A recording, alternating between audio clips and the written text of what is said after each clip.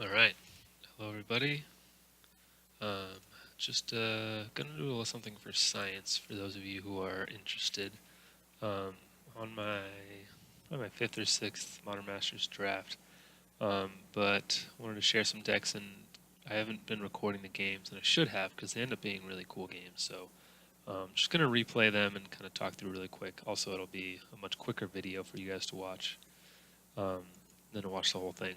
So this is the deck I drafted. I thought it was kind of a piece.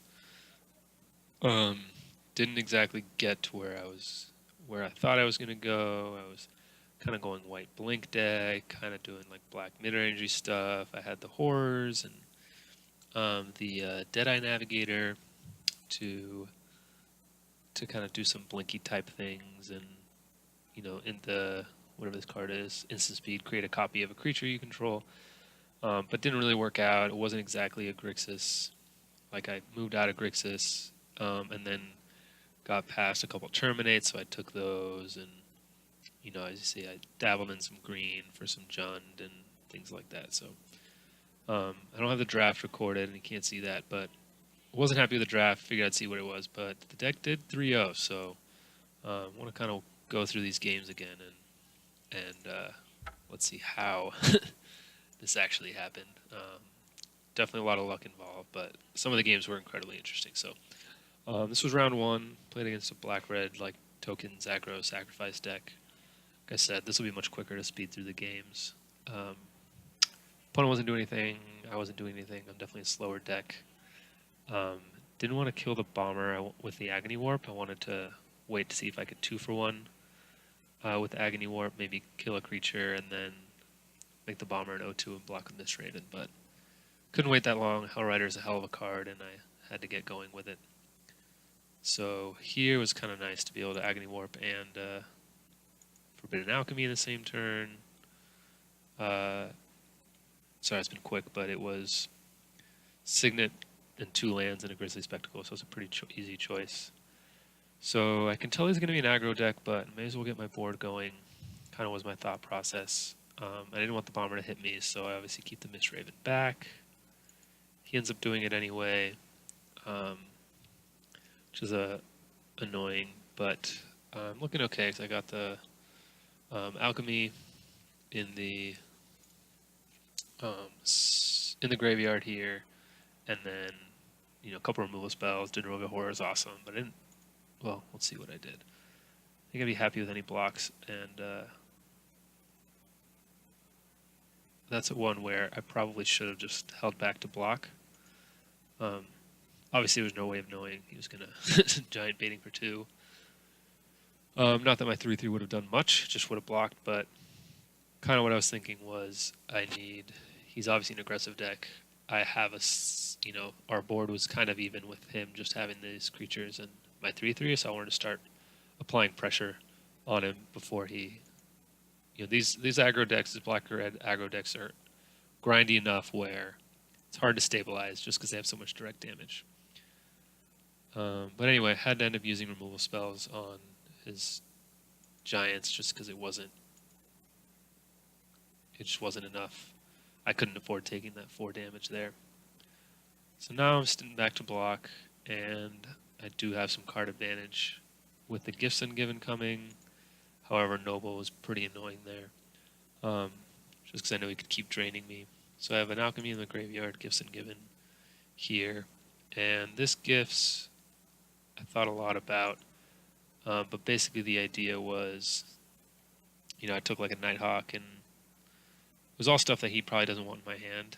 The Deadeye Navigator is good with the horror out, to be able to kind of bounce his Noble. Next turn, I'd be still taking some damage. The Vampire Nighthawk obviously shuts down his Noble. Teachings allow me to get a removal spell, and then the other one was Grasp of Phantoms, which would buy me some time, given what he gave me. So overall, I guess my point with this is I think Gifts is actually pretty good, as long as you have some flashback cards, because you still get 2 cards out of it no matter what. And then if you've got enough flashback cards, then you're going to get more out of it no matter what. And the flashback's good because even though they don't want to put those in your graveyard, they definitely don't want to be putting things like Grasp in my hand, because I'll I'll eventually be able to flash it back anyway, and I'll get the front side of it. So at least this way is shutting down the front side, which is why I put it in my graveyard.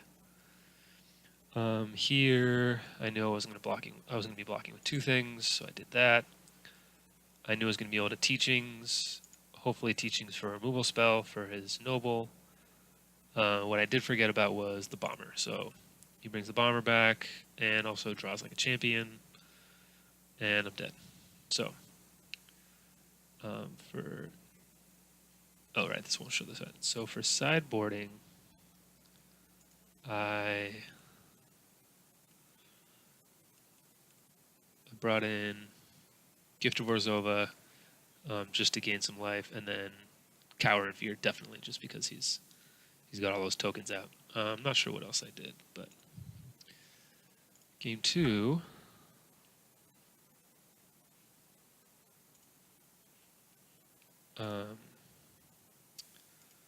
Kept this hand, all the Grixis mana, been able to play an Electromancer early, and then have Terminate up. Signet was great because that gives me my second black for Gift of Orzhova. Basically, I don't think anything crazy happened here. I think I just put the gift on Electromancer and just started getting in there. Started with Miss Raven, obviously, just trying to bait removal spells out of him before I commit to a gift, especially he's not putting pressure on me. I don't need to be getting life quite yet. But at this point, obviously, I'm getting in there for a lot of damage in the air, gaining life. Even if he deals with it, he's going to be dead pretty soon. Especially when I have a Terminate for his blocker. Don't really care about his tokens in the first place, just because I was being attacking in the air. And then obviously, of course, as you see, I end up drawing the Cower and Fear anyway, so it really didn't matter. Yeah, here Cower was going to make his bomber a chump blocker for my Raven. He's still going to take 3 lifelink, lose his tokens, game was over, he concedes. So, Gift of Orzhova, pretty sweet, but I probably would have won that game anyway. It would have taken a lot longer. It was really the Cower and Fear that would have gotten to me. Game 3 didn't change much, I don't think. As far as sideboarding goes, this hand was fine. Removal spell, creature, and then some late game power going on. And then more importantly, all my colors of mana. So here I do kind of make a mistake. I don't block here, but what again, we talked about Agony Warp being a 2-for-1, so being able to, in this case, if he attacks, kill his Nighthawk with a -0/-3 portion, and then block a Goblin, give that Goblin -3/-0, kill the Goblin, and keep my zombie, and then it's hard because it's 1 point of damage, but I didn't want to do it main phase or the turn before or anything, just because of I even said this on stream, just Hellrider, and of course he had Hellrider, so I'm very glad I did that, and couldn't afford to make that Agony Warp double, couldn't afford to hit a Goblin with it, because I didn't want him to, if I hit a Goblin with it, he just doesn't attack with the Goblin, and obviously I don't want to wait until after he declares attacks to play this, because this will trigger 4 damage, and that wasn't worth it. So, but here, having already cast the Agony Warp, I probably should have blocked, given I was just going to Teachings next turn. Not a lot was going to change, and kind of punished for that, because here I want to cast Teachings still for Cower and Fear. That was also why I didn't block, is because I wanted to use the Cower and Fear to get his Goblins and hope he did something else, played something else, like some more tokens, but what I realized, I should have thought through, was I was going to have no way of dealing with the Nighthawk. Could be the Horror, but I'm probably going to need to find a way to deal with Nighthawk, and then later I can flashback Mystical Teachings for Cower and Fear if I wanted to. So here's when I kind of made that decision. I already took, and I should have blocked there. Because even, again, no information changed. This was a pretty big mistake, right? Because after he attacks, nothing changed. He doesn't play anything. I still Mystical Teachings and realized, I should have gotten Terminate. Now, true, I probably would have gotten Cower and Fear if he would have played another Dragon Fodder or something like that, but I knew I had to get the Terminate, especially if I could, double spell next turn with the Power Wild Shaman and the Terminate on the Nighthawk, so I should have blocked 2 turns ago, in which case he would have lost Goblin and I'd be at 2 more life. Then he Magma Jetted me twice, so I should be at 10 here. He Trader's Instincts my Powerwell Shaman, which happens. You know, I take a bunch. He does have 0 cards in his hand, though. And now I have a 4/4 to his 1/1. He's top decking. I have a Teachings in my graveyard, and a Powerwell Shaman, and a Dredgescale Zombie, and all those things. So here I Teachings again, and I think it's Gifts that I get. So I could, again, I've stabilized, kind of. He then, of course, drew a pretty good card in the Cultist, because he could start pinging me. And I knew how to kill that this turn, because otherwise he was just going to deal me too much damage with anything he draws. So I Gifts again for, what was it, Grasp, Alchemy. It was kind of cool with Gifts. I would always get the Corpse Connoisseur and not the Grixis Slave Driver, just because Corpse Connoisseur was going to put the Slave Driver in my graveyard anyway. So just something to note. With 2 Slave Drivers it'd be awesome, but it's all those cards that make it good, right? So he had to give me Corpse Connoisseur and a Forbidden Alchemy, and I have Grasp of Phantoms in my graveyard. And I put a Tandem Lookout in there just because I figured he'd want to put that in my graveyard, and if he puts that in my graveyard, then I get one of these spells on both ends. So was able to kill that. He sacks it in response. I take 2, but either way, I have a bunch of cards and a bunch of mana. And then Noble again is dangerous, but I was able to look for an out with Alchemy. Do the Horror again. Start attacking just because now we're at this point where like I'm really just delaying. Like he's got the Noble in his hand, and he can draw something else. He didn't have a Bomber in his graveyard, which is really good because that could have been terrible, because he would have gotten tokens and triggered the Noble and hit me for 2 in the air. So he had a Bomber, he probably would have beat me, but he didn't. So I just had to start beating him down before he drew one of his Bombers, basically. And he does. Luckily, then I out-top deck him by drawing Gift of Orzhova, and then pretty sure the rest of the game's pretty elementary after that. You know, we kind of grind out back and forth for a little bit, but you know, I'm gaining 5 life a turn, and unless he deals with the horror, then he just can't deal with that. Like, he's dealing me damage and all. There you go. He Dynacharge there to kill my creature. He gets a bunch of triggers. I don't mind going to 4 because I know I'm just gaining 5 life again. He's got no cards in his hand. Here I'm just like, I'm unearthing everything out of my graveyard just to force him to block. And again, I know he's going to drain me for a bunch, but I'm going to be gaining 5 life, so there's nothing he can top deck that would kill me, except for a Lava Axe, I guess, here.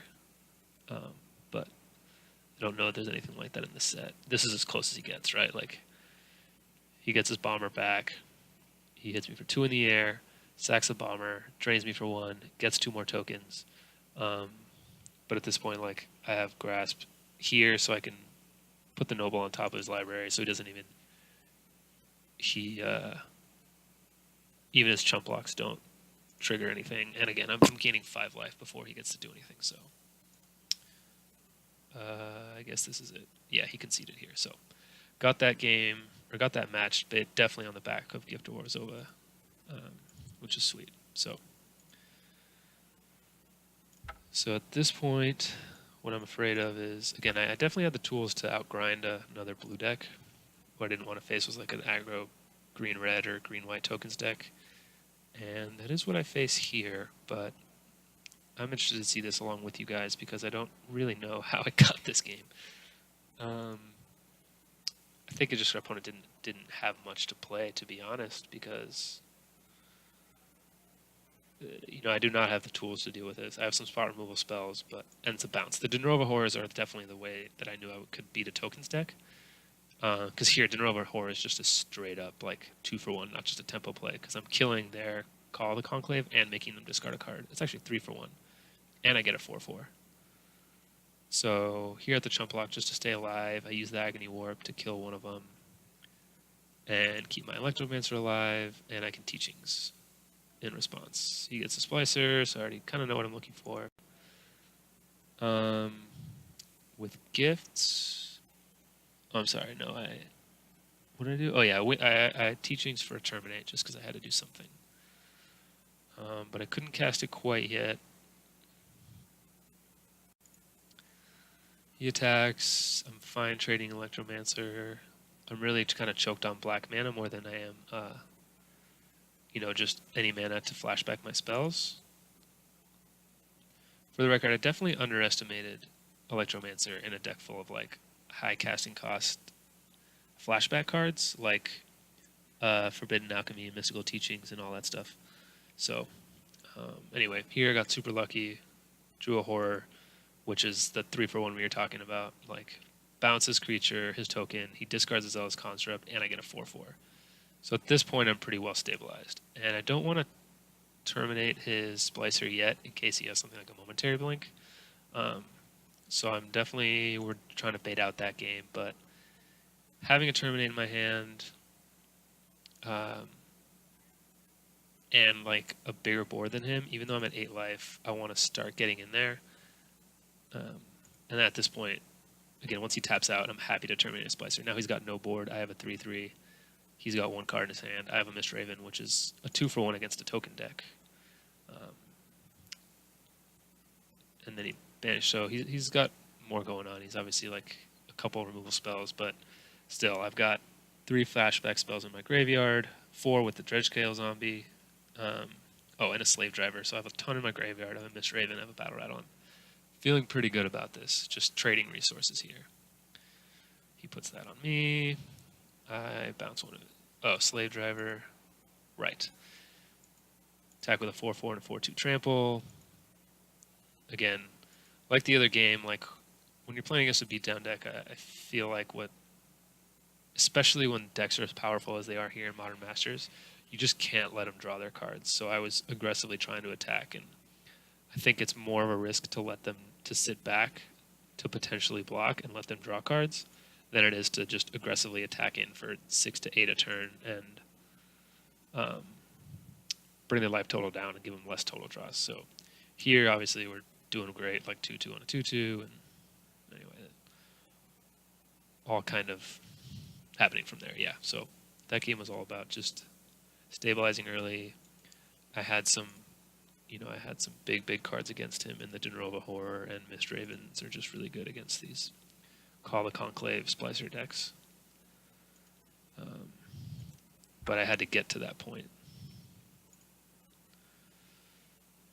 Game 2, I didn't have any red from a Terminate, but I did have Signet, 2 lands, Alchemy, Raven. Raven's really good against him. Crazy Spectacle is obviously good. Alchemy to find red source or creatures, whatever I wanted. So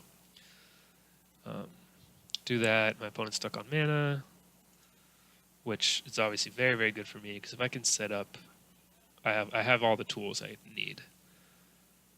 Was able to cast Gifts at his end step, fill my graveyard in hand with stuff, cast a Mist Raven, and opponent just concedes. I mean, I don't know what his hand was, but being able to 2-for-1 him now and having a graveyard full of spells, Grasp of Phantoms, which is just a removal spell against his tokens, and being able to blink my creatures whenever those came around, and then a handful of removal spells and card draw, I was pretty fine there. So 2-0 here, which is great. But I definitely got lucky there. Opponent did not have much to do, much to play. So going around 3 with what I thought was a mediocre Grixis deck, and I still think is a mediocre Grixis control type deck, but it just goes to show it's limited. You can do whatever you want. Mulliganed, and then didn't want to mulligan here. Didn't know what I was playing against, obviously. This hand is terrible, but I didn't really want to mull to 5. That's probably a mistake. But as soon as I saw Azorius Guildgate, I was happy with that decision because I assumed it was going to be a slower deck. Right or wrong. Didn't need to get the Windcrafter out too early, so I didn't care about playing a tap land first. I would rather have open mana later. Opponent's doing nothing. I play the Lookout, which is a great start. Kind of potentially undo the fact that I was land flooded. Um, so able to draw a card there. Going to draw 2, my opponent kills a creature. Don't draw any, which is fine, because then I get Nighthawk out. Pair with him again. I have Teachings and a good 6-drop out. And then opponent plays Liliana, which is sweet for him. Which is a bummer. You know, I didn't know what to sacrifice, so that was an interesting thing. So he makes me sack. Couldn't decide between Nighthawk and the Lookout. And figured they're both going to kill Liliana next turn anyway, so that didn't really matter. And then moving forward, I just thought the ability to draw cards off of him, or it, whatever, was more worth the lifelink. I didn't know about the Death Touch yet, but given that I had a Terminate and Mystical Teachings that I could go look for a Grixis Spectacle, I figured if he plays some big bomb, I could just kill it that way anyway. So I wanted the card draw potential against another control-ish deck. So that was why I sacked the Nighthawk. Attack, he kills it. So now the Lily battle really starts, right? Because now he has an active Lily on an empty board. So now we're playing constructed. We were just chatting about him pulling a Liliana. Just kind of friendly chat. So now he's putting a little, pressure on me. I Teachings for Gifts, right? This is definitely a matchup where I'm happy to Teachings for Gifts. Gifts for, 2 spells in hand, 2 spells in graveyard, basically. In this deck, I'm able to do that, and I'm not really in a lot of pressure. An opponent has 1 card in hand and an active Lily, so I need to be able to get cards off the Gifts that I can hold on.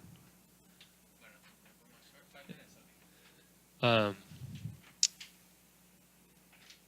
need to be able to discard the Lily, so I don't have somewhat value. So Agony Warp's a good draw. I didn't need a land to cast it though. That was the interesting thing, was I didn't know if I wanted any land in this pot, because obviously my opponent would rather give me a land in hand than a spell. So I figured he would probably give me the land. And if he doesn't, then a land goes in my graveyard and I get a spell in hand. So it's kind of a win-win here, especially, again, I'm not in a lot of pressure. Like, he just dredged back a creature. He's got a 2/2 flyer that drains. I'm at 18. I'm not in a ton of pressure, so I didn't mind. And sure enough, he gives me the two spells, puts Chorus Connoisseur in the graveyard and Mountain in the graveyard. So it's Mountain, Chorus Connoisseur, Alchemy. Because I already used Teachings, and again, I talked about the Chorus Connoisseur doing that instead of the Slave Driver, and not the Slave Driver, because this is just going to give me my Slave Driver anyway. So I figured, if I had the land, the Mountain, I would terminate his Noble, or I'd have the option to. Or if he put the zombie in the graveyard, I could dredge the zombie out, attack a Lily, and either kill Lily or his Noble, so that was all good. But he did a good job in putting the zombie to my hand and Mountain in my graveyard, and just gave me another slower card, which, it was good that turn, but again, that means I have an Alchemy in my hand and the ability to flash it back. So it's still not good for him long term. It was just kind of the best of all options for him.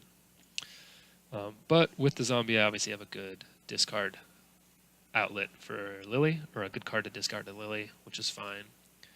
Second Noble was a little concerning. But again, at least with these dredgers, I'm able to attack Lily.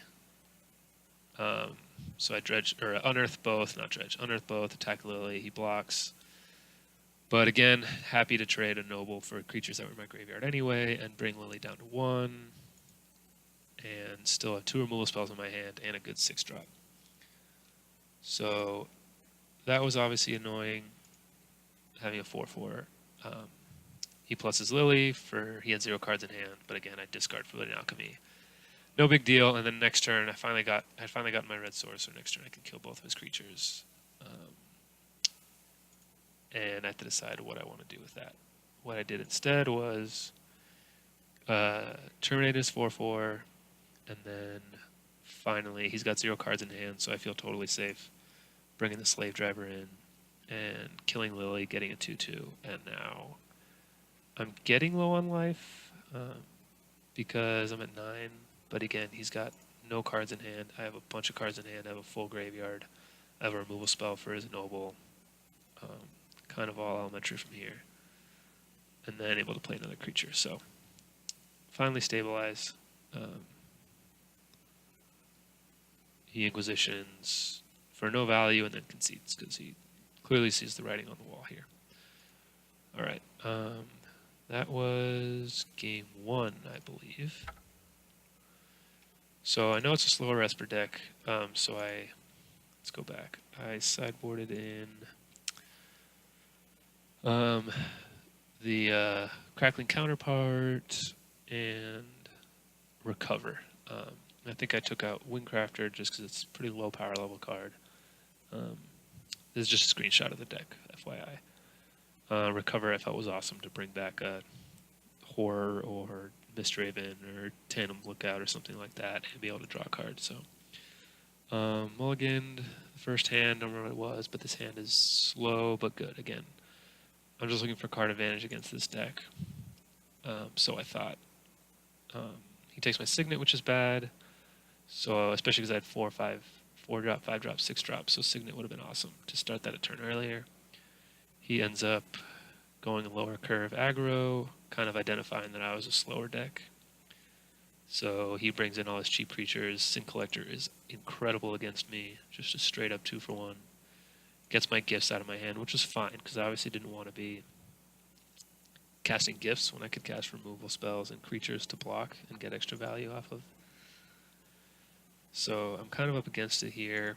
Realize I can't play a blocker because he can tap it, and as much as I want a Grizzly Spectacle, a 2-power creature, I have to kill the Lawkeeper because given I'll be pretty dependent on blockers, my 5 and 6 drops, that the Lawkeeper would be really bad for me. But then he plays Noble, and it's pretty much game over from there.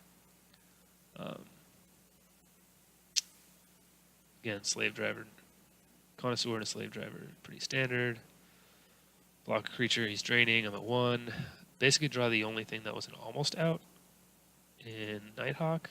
That's not true, actually. A land for the Horror would have been better, of course, because I can bounce his Noble, he discards it.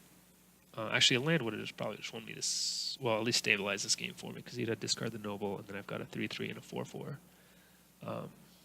on the battlefield against his 2/2/1s and a Slave Driver in the graveyard, and a Battle Rattle Shaman coming up. So, unfortunately, though, he, again, I can gain 2 life if he attacks, which will get rid of the drain of him blocking, but he correctly identifies that obviously this is bad if I have a removal spell, but he wins there just because he had 1 unblocked creature for 2 power. Deals me 2, I gain 2, I stay at 1, he drains me for 2. So, anyway, really close, but again, this was a deck. But given the Lawkeeper, Sin Collector, Unearth guy, First Strike guy, I realized I should be bringing in Cower and Fear. So I brought in the Cower for game 3. I think that's the only difference that I had.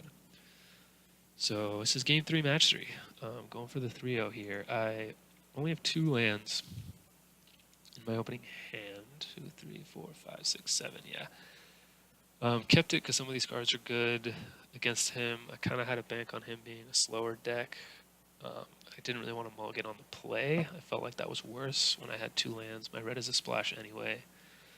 However, what I definitely did wrong was should have played, and I said this right when I did it. I was streaming this at the time.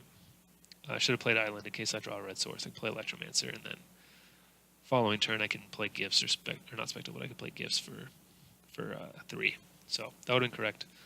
Again, I'm punished, but I can't really complain because I have my red source and I draw land. So obviously it's bad, but it's bad because I could have had Electromancer turn earlier. Then I could have played a second island and copied the Electromancer with Cackling New or Cackling whatever. Or I could have cast Gift on turn 3. So all in all, I'm a turn slower than I should have been, which is pretty bad, just because I played the wrong land. again, hard to complain when I draw my red source when that's exactly the land I needed, but I would rather not draw the mountain than not, of course, but there it is. So copy the Electromancer. Now unfortunately couldn't, again, had I played this correctly, I could have copied my Electromancer and then cast Gift last turn, so that's kind of a turn and a half slower than I should have been. But again, it's a mistake, doesn't matter anymore. So kind of keep playing, and I'm still in great shape here because I've got good spells in my hand. Our opponent doesn't play anything until turn 4, and I've got 2 Electromancers that I'm, at this point, happy to trade for a Noble, especially because I could potentially double spell this turn, given the 2 Electromancers, and at instant speed if he decided to block. But he doesn't, so I just play this, start to get some board presence, just to try to beat down. I mean, I've got 7 power now, he's at 14. And I've got a removal spell in hand and Slave Driver out, and it's looking good. Decide to just go for it. Don't know what he has, but nothing that he has could be that devastating. And I figure this, again, is better than like a sweeper or something like that, and I feel I just need to get in there. So Grixis Spectacle is that, which is fine, because I still get a zombie. Seemed like a weird play at the time, but I wasn't going to complain. And I still am able to cast Gift for 2, but I don't do it quite yet. Sure enough, the reason he hit my other creature was because it was my 4/4 is because he didn't want to take the 4 damage, and then he did have a damnation after all. So I kind of figured if he had a damnation, he would have played it the turn before, which is why I felt safe against the damnation. Also, I'm not going to play around a rare I've never seen in his deck, but again, it's on stream, I said it out loud, but I thought he would have played it a turn sooner, but that's alright. So he's at 7, so I still feel good, but and I have a Corpse Connoisseur that's going to unearth out of the graveyard again. But he does gain 5 off of this damnation. So what did I get on here? I searched for Grasp of Phantoms, so it's a removal spell, basically teachings, and then 2 creatures that are good in my graveyard or in my hand. So he gives me the creatures, put the spells in my graveyard. He's got a bunch of cards in hand still. He's draining me for 5. Luckily, I was pretty high life total. And then plays Law Mage. So I think I just play my... Oh yeah, I do this. I end up putting a De Novo Horror in my graveyard because I did put Recover in my deck for this matchup. So just so I have a good target, my best Recover target, basically. Play some creatures and kind of call it a day. Sin Collector is brutal, takes a removal spell, but still able to do things. And Noble's annoying, but I do have an answer for it. And again, I still at this point have a Alchemy and Mystical Teachings and Grasp of Phantoms in my graveyard. So I have a lot I can be doing with my mana, which is great. There, searched Mystical Teachings for Cower and Fear, so I can kill his creatures. Does that. I do that, he taps. I unfortunately wasn't... If I had 4 black, I would have been able to Grixis Spectacle his Noble first, and then Cower and Fear, so he doesn't get the drain triggers, but that's okay.